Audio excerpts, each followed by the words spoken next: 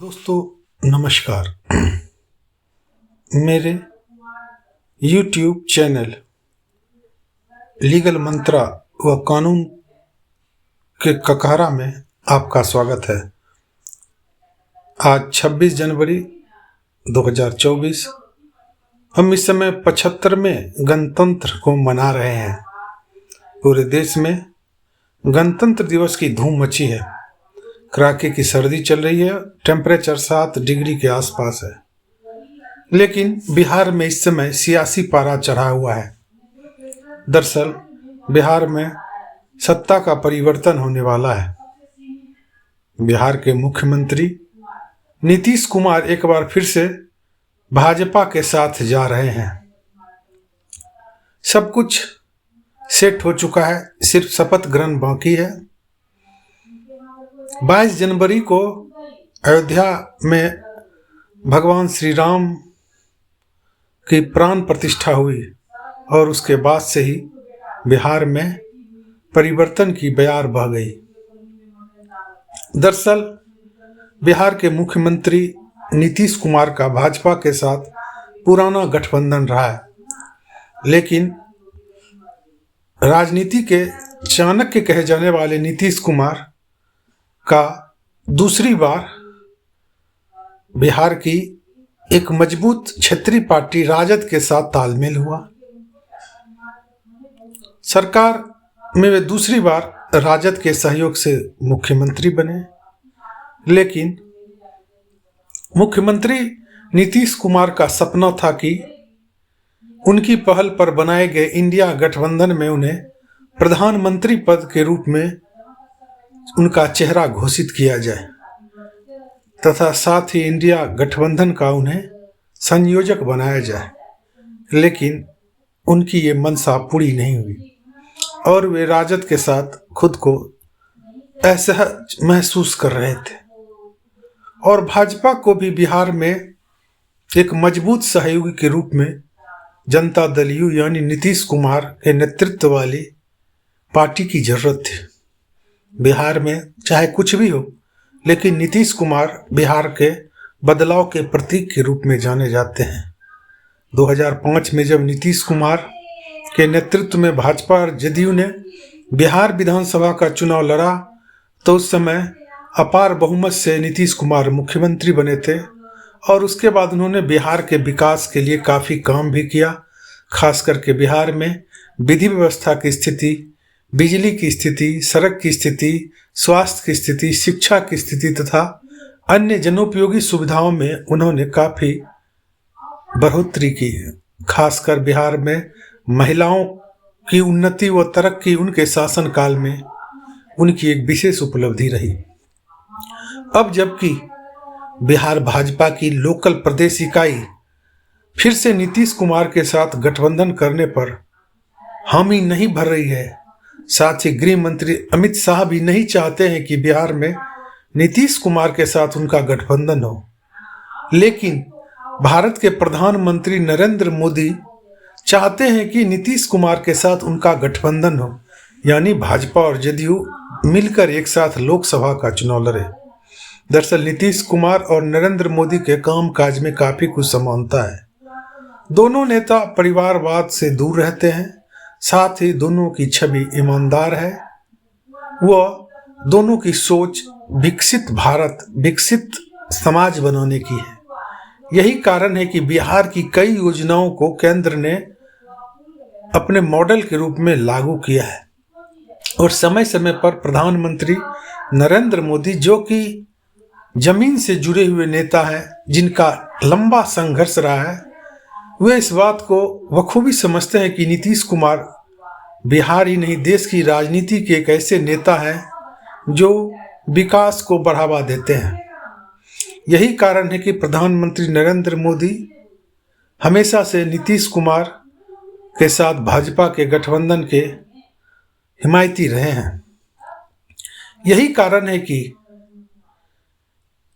लोकसभा चुनाव 2024 में जो कि हो रहा है, जिसकी घोषणा 15 मार्च के बाद कभी भी हो सकती है, में नरेंद्र मोदी बिहार की 40 लोकसभा सीट में से अधिक सीट जीतने की कोशिश में लगे हुए हैं तथा भाजपा भी यह चाहती है कि अधिक से अधिक लोकसभा का सीट जीता जाए ताकि फिर से नरेंद्र मोदी प्रधानमंत्री के रूप में भारत की कमान तीसरी बार संभाल सके।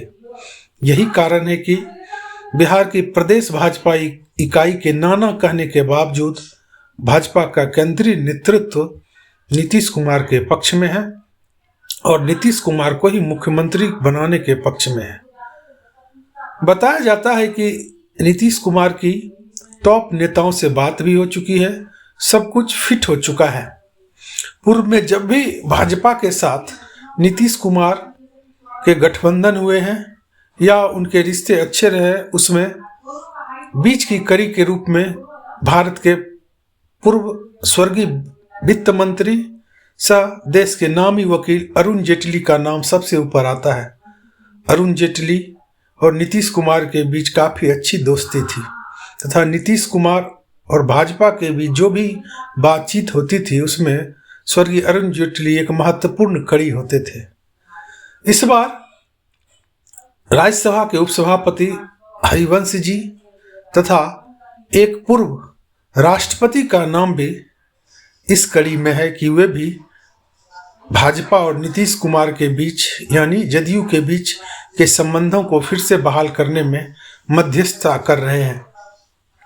साथ ही बिहार भाजपा के प्रमुख नेता जो कि बीच के कालखंड में नेपथ्य में कर दिए गए थे और पूर्व डिप्टी सीएम सुशील कुमार मोदी भी इसमें मध्यस्थता कर रहे हैं और सुशील कुमार मोदी फिर से एक बार बिहार भाजपा की सक्रिय राजनीति में उभरते नजर आ रहे हैं।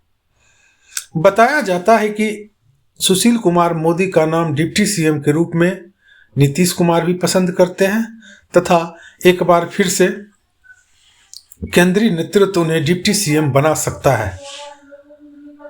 इसके लिए भी बातचीत चल रही है।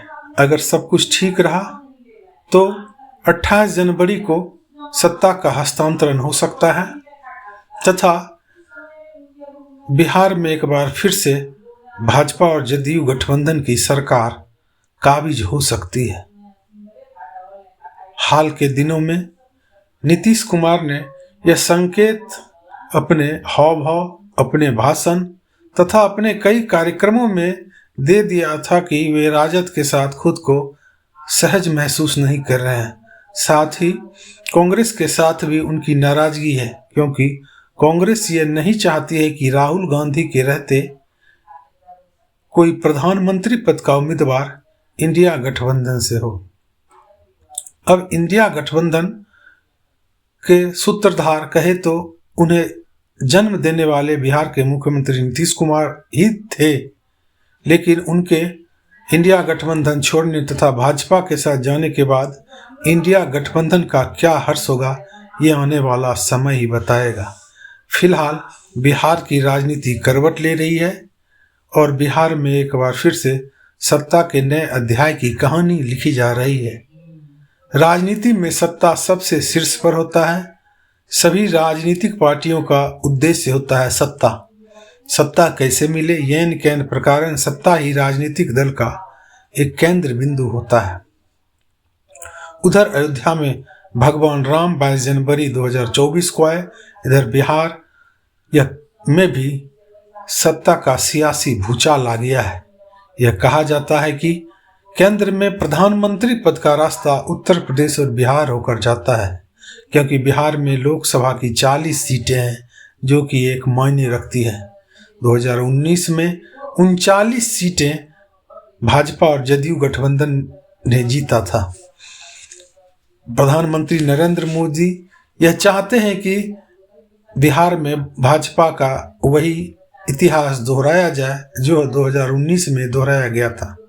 हालांकि यह कितना सही साबित होगा यह तो लोकसभा चुनाव के बाद ही पता चलेगा, लेकिन फिलहाल सब कुछ राम जी की मर्जी पर चल रहा है और राम नाम के सहारे बिहार में भी भाजपा फिर से लोकसभा चुनाव की बेतरनी पार करने की तैयारी में है। बिहार में फिर से सुशील कुमार मोदी बीजेपी के मुख्य केंद्र बिंदु में आ चुके हैं और फिर से नीतीश कुमार के साथ उनकी पुरानी दोस्ती इस सत्ता हस्तांतरण के बाद जीवित हो जाएगी, यह कयास लगाया जा रहा है। आने वाले समय में बिहार में राजनीति का ऊट किस करवट बदलेगा तथा क्या क्या होगा, यह तो आने वाला समय ही बताएगा। लेकिन इतना तय है कि बिहार भाजपा एक बार फिर से नीतीश कुमार के नेतृत्व में बिहार में लोकसभा चुनाव लड़ेगी, जिसमें प्रधानमंत्री पद के लिए फिर से नरेंद्र मोदी का चेहरा ही होगा।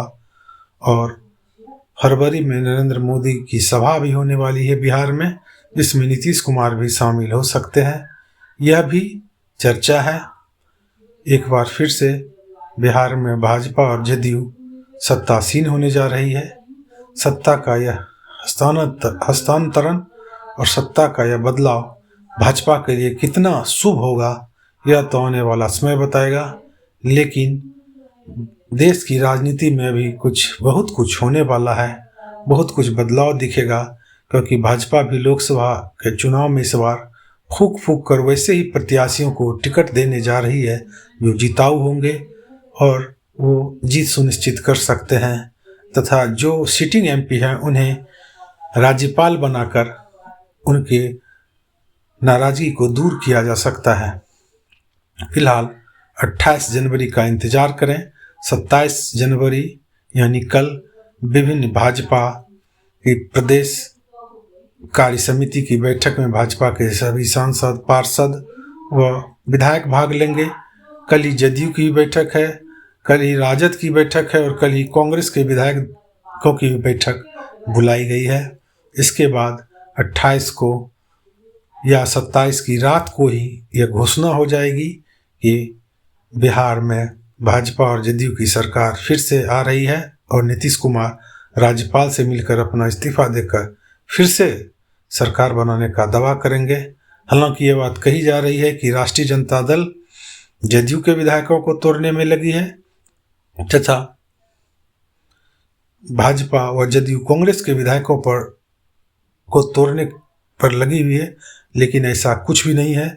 जदयू के भी जो विधायक हैं वो बखूबी जानते हैं कि अगर वो नीतीश कुमार को छोड़कर जाएंगे तो उनकी राजनीतिक मिट्टी पलीद हो जाएगी। और कांग्रेस के विधायक भी ये जानते हैं कि वो जिस सिंबल से जीते हैं, जिस पार्टी से जीते हैं, उसे वह छोड़कर अगर जाएंगे तो उनका क्या हाल वो हश्र होगा। इसलिए जोर तोड़ की राजनीति बिहार में नहीं होगी। सत्ता का हस्तांतरण बहुत ही आराम से होगा, क्योंकि बिहार में भाजपा का राज्यपाल है और केंद्र में भी भाजपा है तथा बिहार के शासन व्यवस्था में मुख्यमंत्री नीतीश कुमार की एक मजबूत पकड़ अफसरों पर है। सत्ता हस्तांतरण के पहले मुख्यमंत्री नीतीश कुमार ने कई जिलों के डीएम और कई जिलों के अपर मुख्य सचिव व सचिव स्तर के अधिकारियों का तबादला भी किया है। अगर 1-2 दिन में कई जिलों के एसपी एसडीओ भी बदले जाए तो इसमें कोई आश्चर्य नहीं। फिलहाल लोगों को इंतजार है 28 जनवरी का, जब नीतीश कुमार फिर से मुख्यमंत्री पद की शपथ भाजपा के समर्थन से लेंगे और राजनीति में आगे क्या क्या होगा यह देखा जाएगा। बस आज के लिए इतना ही। बिहार की बदलती राजनीति पर हमारी यह रिपोर्ट आपको कैसी लगी, कृपया हमारे चैनल को लाइक, सब्सक्राइब और बेल आइकन का बटन दबाकर अपनी प्रतिक्रिया दें। आज के लिए बस इतना ही। नमस्कार।